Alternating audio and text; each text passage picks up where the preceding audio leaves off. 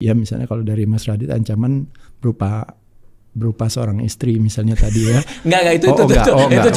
Contoh pendekatan sehat itu terbagi 3. Satu adalah pendekatan chemical, apa yang kita masukkan ke dalam mulut kita. Makanya kenapa kita pay attention terhadap yang namanya sumber, jenis, penyajian, jadwal, dan jumlah sesuai kebutuhan kita. Okay. Lalu kedua adalah pendekatan secara mekanikal atau struktural. Makanya kenapa olahraga ada 2 tuh. Melatih kekuatan otot jantung namanya cardio exercise. Okay. Melatih kekuatan otot rangka namanya resistance training.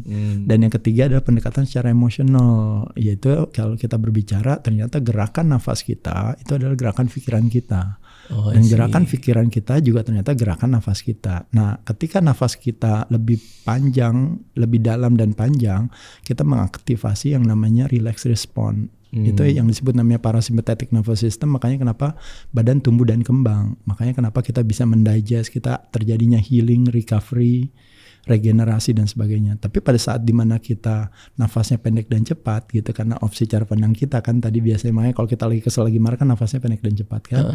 Nah pada saat itu kita mengaktifasi situasi kondisi di badan kita, itu yang disebut namanya stress response. Atau namanya sympathetic nervous system, di mana aktivasi modenya itu disebut namanya fight or flight.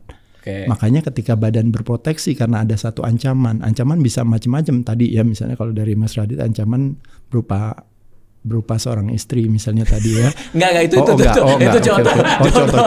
contoh seseorang.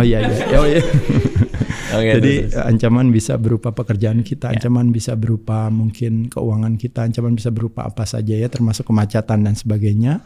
Nah pada saat itu makanya badan berproteksi untuk akhirnya tidak tumbuh dan kembang. I see. Gitu.